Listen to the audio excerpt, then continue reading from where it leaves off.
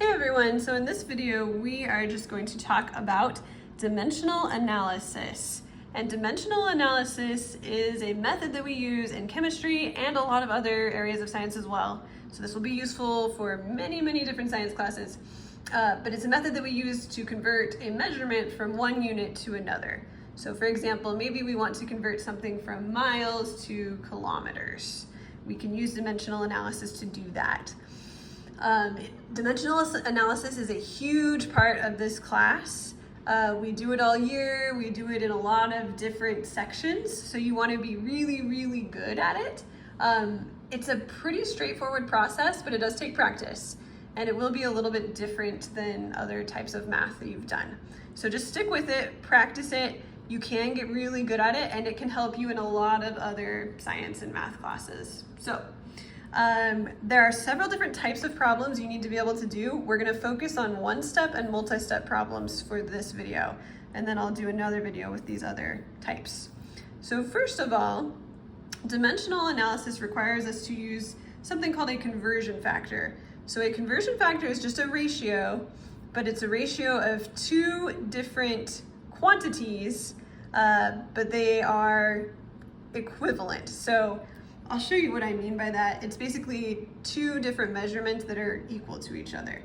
So we'll write that down, the definition, then I'll show you some examples. So a conversion factor is a ratio of two equivalent quantities expressed with different measurements.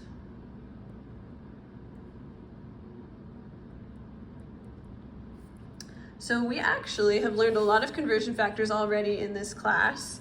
All of these different metric prefixes and their base units, these are conversion factors. So for example, there are 100 centimeters in a meter, or 1,000 milligrams in a gram, or 1,000 liters in a kiloliter. Those are all conversion factors.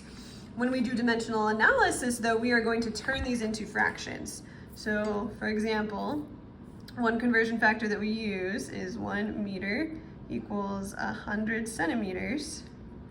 And we could actually write that as a fraction. So depending on the problem, and this will become clearer later which one we would use, but we could either write this as 100 centimeters over 1 meter, or, that should be 1 meter, or 1 meter over 100 centimeters.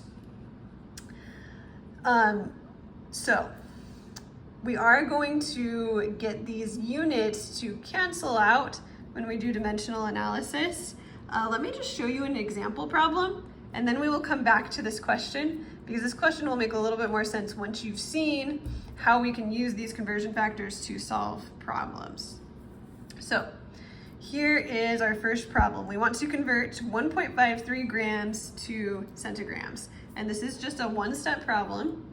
Now, before we go any further, I just want to point out that some of you may think that there's an easier way to do this problem, and you are right. In fact, we learned that we can just move the decimal to convert centigrams to grams. We would just move it, or grams to centigrams, we would move it 2 places to the right.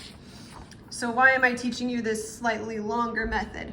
It's because we're gonna use it for problems that are much more complex than this one, and it's going to be the easiest and most straightforward way to do those problems. So even though there are faster and easier ways to do this particular problem, it will be really worth your time to learn how to do this process. So just trust me, stay with me here, and you will be glad that you know how to do this. So let's start by making a grid. I like to always set up a grid for these problems, and I'll explain what the different parts of the grid are for. So we're making a grid with 4 squares. In a problem, they're always going to give us a number to start with. We're going to call that the given. So in this problem, the given, the number they're giving us to start with, is 1.53 grams. So I'm going to put the given in the top left quadrant of this grid.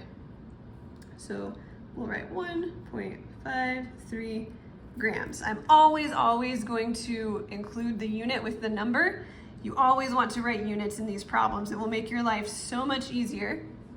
And if you don't write the units, you're much more likely to make a mistake and get the wrong answer. So please always write your units. Remember, no naked numbers. If the numbers don't have units, they are basically naked. So let's explain how this grid works. You can think of the vertical line as a multiply sign. So let's just say this means multiply. And then each side of the grid, so the top left and bottom left squares or quadrants, and the top right and bottom right squares or quadrants, each side is a fraction. So this is a fraction. We could even write a little 1 under here if we wanted to. And this is going to be a fraction as well. So you can also write these problems as just a fraction and a multiplication sign and then another fraction. This grid just looks nice and it keeps everything organized. So what are we going to put in this other fraction? Well, we're going to put our conversion factor. We need to figure out a conversion factor that can help us get from grams to centigrams. And if we look at our list of metric conversion factors, we see, oh, there are 100 centigrams in a gram. Hopefully you have that memorized, or you can at least look it up. So there are 100 centigrams in 1 gram. So we need to turn this into a fraction and put it in this part of the grid. So one of the numbers will go on the top and one of the numbers will go on the bottom. We just need to decide which one goes where. Because remember, I told you it can go either way depending on the problem. But there is one right way for each problem. And the right way is to put the unit that they gave us, so they gave us grams, we need to have that same unit on the bottom. Because when a unit is on the top of one fraction and the bottom of another fraction, it will cancel out. That's really important. I will say that one more time. When the unit is on the top of one fraction and the bottom of another fraction, it will cancel out. That's because anything divided by itself is 1. So we're basically going to do grams divided by grams, end up with 1, and cancel out grams. So looking at our conversion factor, we've got 100 centigrams and 1 gram. The part that we want to put on the bottom is the 1 gram, because then I will have grams on the top and grams on the bottom, and they can cancel. Of course, I have to put the other part of the fraction into the problem, the 100 centigrams. And now this problem is all set up. I just need to do some multiplication. So we're going to multiply everything on the top of the fractions, so the 1.53 times the 100. We're going to multiply those together. That will give us 153, and that will be in a unit of centigrams because the centigrams have not canceled out, and that's actually really good because the problem wants us to find centigrams. So that's where we want to be. On the bottom of my fractions, I just have 1s. I can multiply those together, put them on the bottom. 153 centigrams divided by 1 is just 1. So that didn't change much, but sometimes you have other numbers on the bottom besides 1.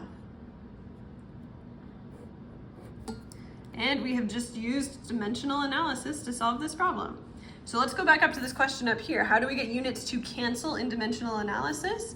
Well, we have to have the unit on the top of one fraction on the bottom of another. So we'll say the unit has to be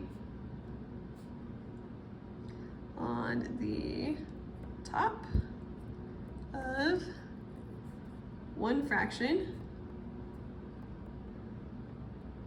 and the bottom of another.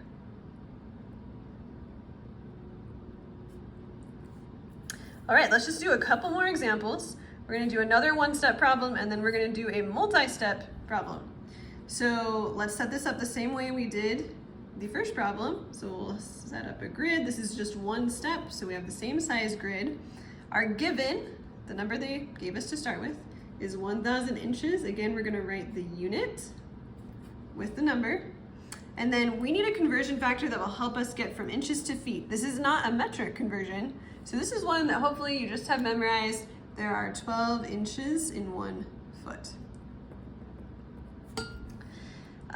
So we want to do the same thing we did last time. We want to look at our unit right here, which is inches. And we want that same unit to be on the bottom of our next fraction. So that means we want to put 12 inches down here and 1 foot up here. Our inches cancel out, so they are no longer in our problem. Basically, inches divided by inches is 1. So then we can multiply the top of the fraction. 1,000 times 1 is just 1,000, and that is now feet. And on the bottom, if I put a 1 here, 12 times 1 is 12. And if you take your calculator and do 1,000 divided by 12, you're going to end up with about 83.3. And we can just round that to, technically, with my significant figures, this measurement only has 1 significant figure. So technically, even though I get 83.3 feet, I should technically round that to 80 feet because my measurement only had 1 significant figure. Okay. Last problem. This one wants us to convert 12 miles to inches. This is a multi-step problem, so it is going to need 2 conversion factors. So we're going to need a bigger grid. So we'll go like that. I'm going to start with the 12 miles that they gave me.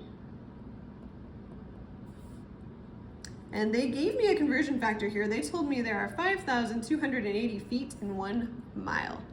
So I want to cancel out miles. That means I will put 1 mile on the bottom and 5,280 feet on the top. Miles will cross out, and then we can use the conversion factor that we used in this top problem, which is that there are 12 inches in 1 foot. So I can put 1 foot on the bottom, 12 inches on the top, feet will cross out, and we multiply across the top, we get this large number, 760,000. Again, you would do this in a calculator. 320 inches. On the bottom, you just have ones. My measurement only has 2 significant figures, so I should technically round this to 760,000 inches. And that is how you do one-step and multi-step dimensional analysis problems.